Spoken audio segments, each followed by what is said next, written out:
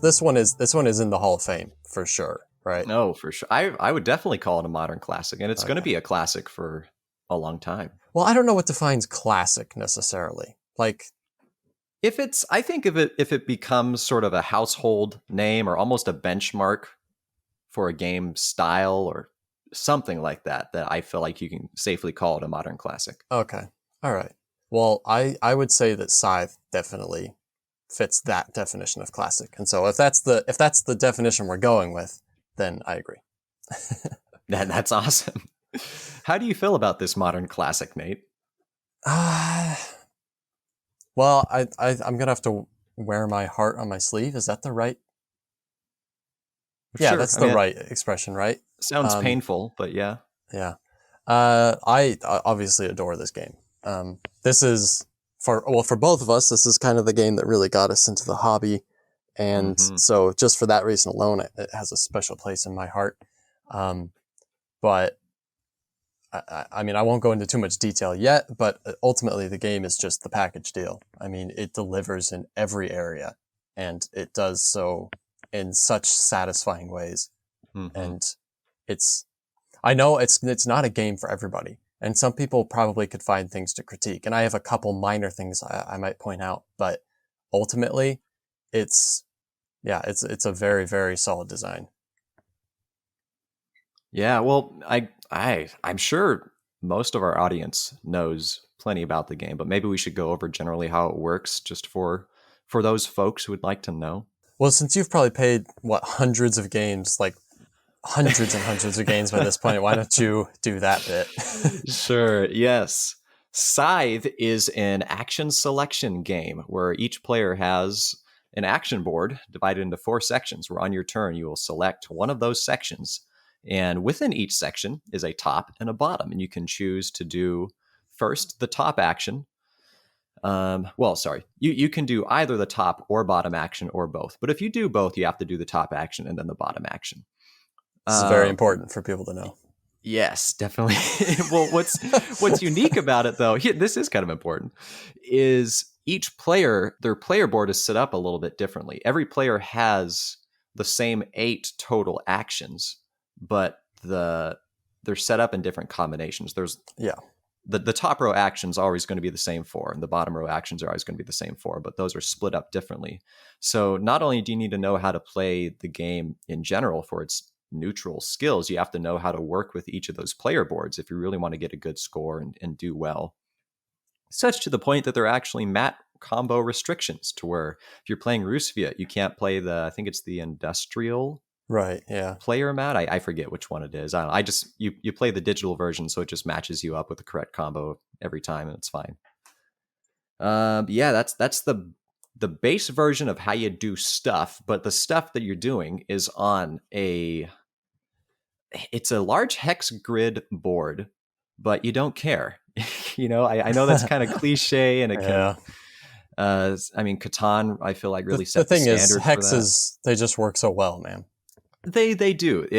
I mean, obviously circles aren't going to work super well, and squares are not a very nice looking grid. So hexagons is kind of the best of both worlds that you can get.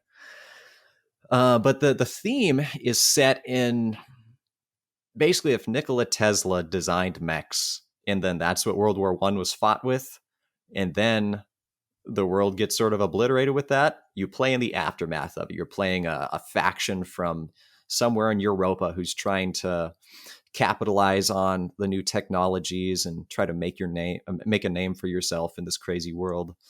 And because of that, there's some really awesome like plastic miniatures of both these characters, and then all these different mechs that you can play with. There's so much that's incredible about the game. It's almost hard to describe, I guess, the gameplay in a way that really gives it justice, because when you hear it, it's like, okay, yeah, so you're moving pieces around and you take some actions on a player mat. Like that's kind of what it comes down to. But the aesthetics of the game really sell it, and how well everything works together. I mean, there's combat you can play with, but the combat has a bidding system. What was it based off? What was Jamie inspired by? Kemet, that's right, where you have like these cards that you can wager. up to a certain value, but you don't know what a person's going to put down. And so, you can play a certain max points, but maybe you think the other person isn't going to bid quite that high. So maybe you'll try to spend less power. But yeah, it's genius. This has been Scythe. Thanks for tuning in.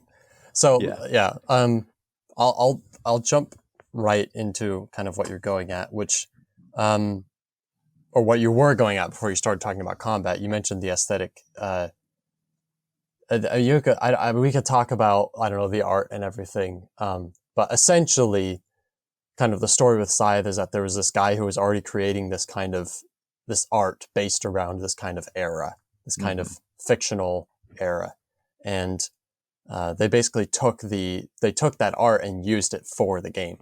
And it's phenomenal. It is set apart so much. It really, I feel like in a way kind of set the standard for like what art and the kind of aesthetic appeal in board games could really attain.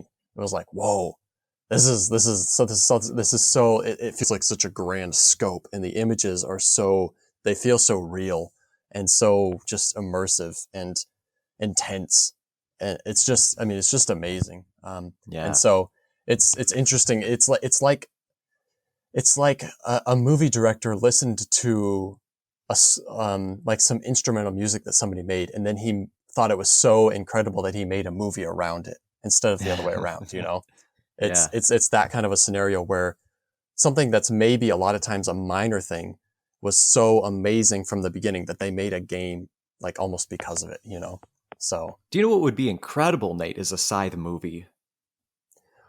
Like if Christopher Nolan got on board and he did some of his quality work in this universe, that'd be pretty dope. There's a few directors like Nolan, obviously, or Denis Villeneuve, who did Dune and Blade Runner 2049. I could see him doing it. There's a few directors that I would be okay doing it, but in general, I would say leave it untainted. Sure. So also like the production value is also amazing. It's a Stonemaier game. Also kind of sets the bar, I think, a lot of times for production quality in games, and just like the quality of materials and everything, attention to detail. The double layer mat, that was pretty cool. Yeah. So that's amazing as well. And you have all your mech minis, and you have your character mini, which is a person and then some huge animal, like a massive tiger or, bison, whatever. Or a small monkey. Or a very small monkey. Yes. So that's also pretty amazing. Do you want to say more about the looks, or should we dive into more of the kind of the meat and what we like? Aesthetics are beautiful. You just have to go look up some pictures of it yourself. But yeah, let's go on to the rest. Okay. I think most of what I want to mention, and we can try and do it fairly briefly, but most of what I want to mention, you kind of also went over in your overview. But one thing I like is the simple upgradable actions. I love that you have 4 kind of straightforward actions, but even those actions are dual layered, and you can do these upgrades where you can make something on the top cost less, or I'm sorry, you can make something on the top worth more and something on the bottom cost less. And it's such a cool thing to play around with in the game, especially because all of the mats are different. And so every time you get a mat, like if you're playing with a different mat, there's different possibilities that are available to you. And then you pair that up with who your character is and what your board position is and what's available to you there. And you just have, the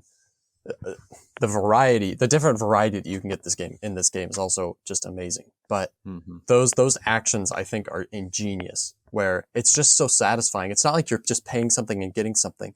You're paying something, and then you're making something better and making something else better. It's like a 2-for-1, It's just awesome. It's just so satisfying to do this. Sorry, I missed that. What? It's pick up and drop off. You know what? Maybe I didn't miss it. Maybe it was just you doing your accent, and I thought you were cutting out. Nope. But also like I mentioned, the variety I think is amazing because of the asymmetry in the player mats and in the player boards is just incredible. And there's different types of variety. So like I already mentioned the game Last Will earlier. That game has variety in the sense that there are 4 different decks of cards, and you're drawing cards from those 4 different decks, and you kind of get like depending on what you draw, there's variety, there's randomness, there's, replayability in that. But there's less replayability in that than there is in the variety being in the setup. When the variety's in the setup where you have asymmetrical factions and you have asymmetrical player boards and so from the very beginning of the game, you have a different vision than you would if you were playing as a different character. And so that's what gives a game really good replayability, I think. And one of the ways that a game can be given really good replayability, because you want to play this faction a few times, but you also want to play the other factions a few times. And then on top of that, you have the player boards that are also thrown into the mix. And so it's like every time you sit down to play the game, your strategy has to be kind of different, as opposed to kind of doing the same strategy every time, but the cards you get will affect the way that the game goes. Sure. Yeah, it's asymmetry, but it's very well balanced asymmetry. For sure. I'm sure everyone probably develops kind of their favorite factions to play, but you can play any faction well if you learn how. Oh yeah. I mean, with enough practice and almost studying in a way, and watching how other people play and what other people do and how they use their board position and the resources and what order they do things, So yeah, it's amazing. But another thing I really like about this is that there's both positive and negative player interaction. So obviously area control is a big part of this game. That's how you can get a lot of points, is controlling large sections of the board. And so you're vying for control in a lot of different areas. You also have the occasional battle. So there's definitely negative player interaction, but there's also positive interaction with these recruits. And so, and essentially you have one of your actions is you can hire or whatever, enlist recruits. That's what it is, man. So much terminology in this game. You can enlist recruits. And when you do that, there's a little bonus that unlocks on one of the actions. And then whenever the people seated to the left or right of you take that action, you get that little bonus. And so do you whenever you take it. And so you have 4 of those, one for each action that you can potentially unlock. And I love that kind of, that positive player interaction with your neighbors, where it almost might even affect what they choose to do. You can look at your the people sitting on your left and right and say, okay, I see they're collecting these resources. It'd be smart for me to unlock this recruit first because they're probably going to do this action a few times over the next 10 turns, And so it's just, I think that's absolutely brilliant. Yeah, for sure. Well, I mean, like you said, both positive and negative, because then there's combat in the game. But the combat is unique because even though this looks like a war game, it's really not a war game. You can play the game and you can win without having a single combat. I would even say that like some factions benefit from just being given their own space and not going into battle. Sure. Yeah. Well, and it's such a mind game too. It's not just like, here's my troops, stay away, fight. You're really thinking about what the other player's goals are. Because how are you, not necessarily how you win the game, it's definitely a component, but how you end the game is you're trying to get all these stars out by completing general objectives that are open to everybody. And one of those ways is to max out your power level. And so maybe you're at a power level of 15 and you're almost to 16 to get to earn that star. Well, maybe you don't actually want to be in a fight, because even though you have a bunch of power and you're going to do fine, maybe you don't want to have to spend power and go all the way down when you're so close to winning a star. So someone right next to you might see that and try to mess with you for it. It's you just don't know what people are going to throw with the combat cards they may have. They may be bluffing. They may only have a bunch of 2s, or they may have some 5s they're ready to play. Or maybe you're going to fight. You don't even care. Like you're just going to lose the battle on purpose. You're just trying to get someone to spend their power so they can't get that star. There's so many different combinations of strategies you can play within it. And I like that. I like the star system too, where there's like, I don't know how many there are. What, are there 8 goals at the top or 10 goals? Do you know how many? Yeah, it's confusing because you can get 2 military victories. Yeah. Or like two combat stars, but they're 2 different spots. So yeah, I don't know. There's like, anyways, you have 6 stars, and there's at least 8, maybe more potential ways to get a star. And so but the game's not a race to 6 stars. The game just ends after 6 stars, and then you calculate points in a very interesting way, actually. Yeah. But I like that the game kind of feels like a race, even though it's not. Because sometimes I really like the race aspect in games, and this game's kind of like, you feel like you're racing to 6 stars, but it's very feasible to win if you're not the person who gets to 6. if you get to 6, you have a head start on the other people, but it's not a guaranteed victory by any means. And I think that's pretty cool. Yeah, it can depend on your play style too. You may want to try to rush the game and try to play it within a certain number of rounds so you can end it and get just enough points out of that 6th star. Or you might just be an engine builder within the game and you have a nice little system that you build that lets you continually churn out points every round. That those coins that are just going to be permanent points. And you're totally fine to sit back and let other people fight around, and you can play 18, 19, 20 plus rounds and then win. Yeah. Yeah. It's phenomenal. Is there more good you want to say? Is there any bad that you want to say? There is another good thing I want to talk about. It's the intersectionality of all the different attributes of the game. One primary example is the popularity track. So there's the power track. We already talked about a little bit. The popularity track.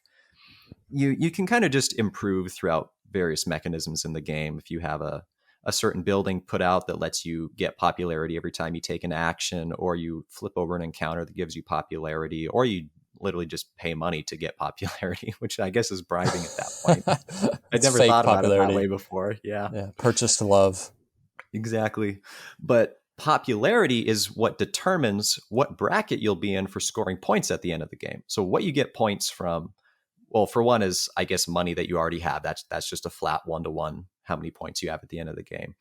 But then according to how many territories you control, how many stars you've acquired, how many resources you have, those all fit within a multiplier on this little bracket that will give you points. So the more popularity you have, you can be in the first, second, or third bracket. What's complicated about this is most combats, if you're the initiator and you make someone have to retreat, specifically if you make someone's workers retreat, then you're going to start losing popularity. So if you play the really aggressive game to try to mess with people, you're actually hurting yourself a little bit in the long run if you're not prepared to have a large economy to be able to score a lot of points off of. So again, it's just another example of how intricate the game is and how many things there are to think about for basically everything you do. Yeah, I love that too, that your workers that generally are just used to generate resources for you can also be used as a defensive strategy to deter people from attacking you, and because there's a price to pay because those workers are there. It's genius.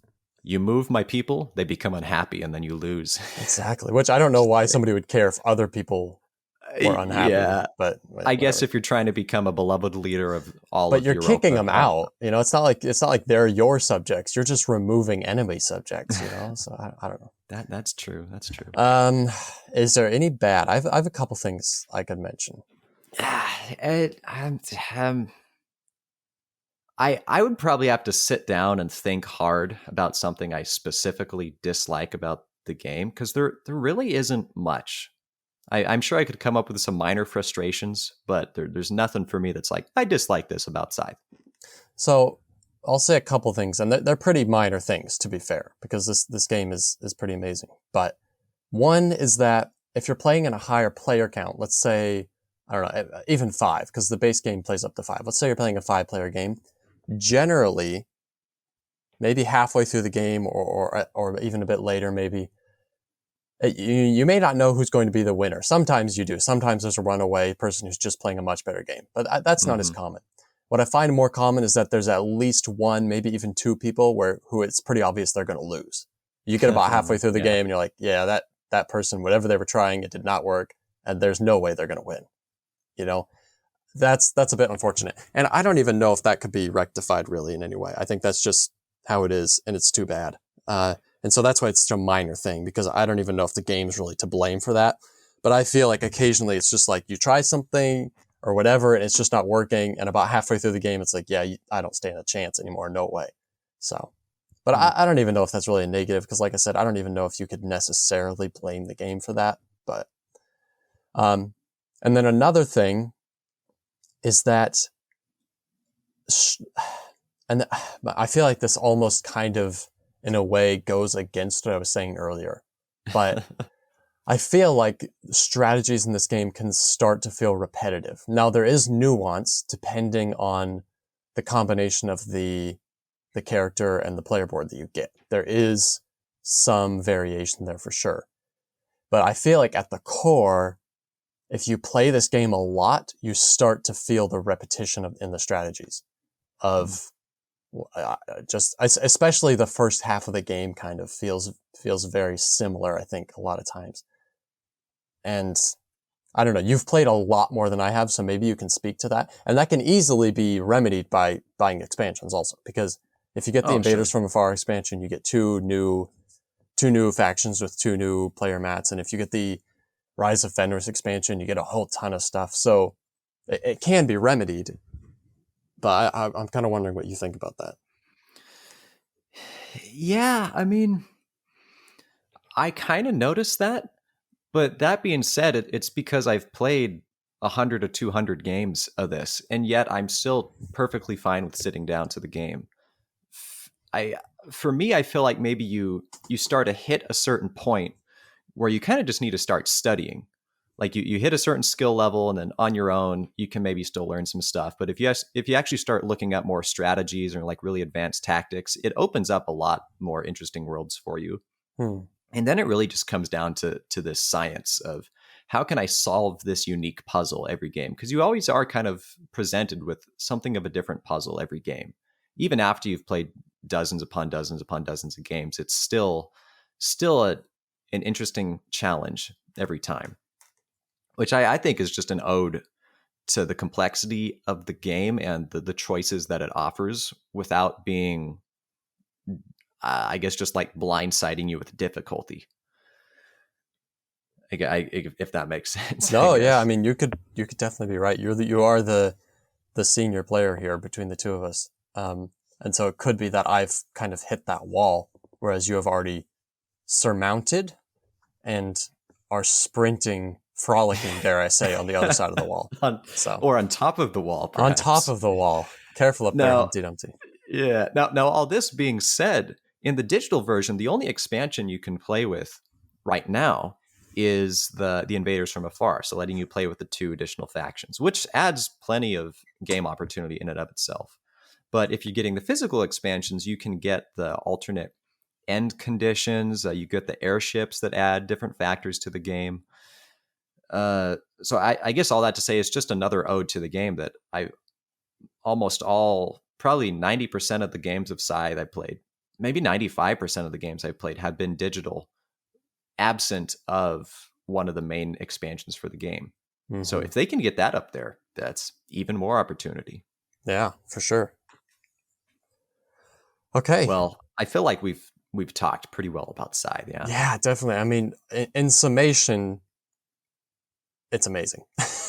Like I mean, just seek it out, honestly. Just find somebody who has it, just buy it, just whatever. I mean, it's a very rewarding experience, and there's a lot of gameplay in the box.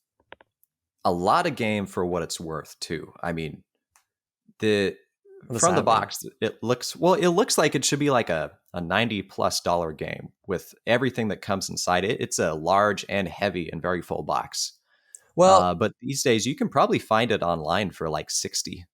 Yeah, I was gonna say it oscillates. I feel like it's been up in the 80s and maybe even higher, but generally it stays in the 50 to 60 range, I think. Yeah, which is pretty sweet price for the game. Yeah.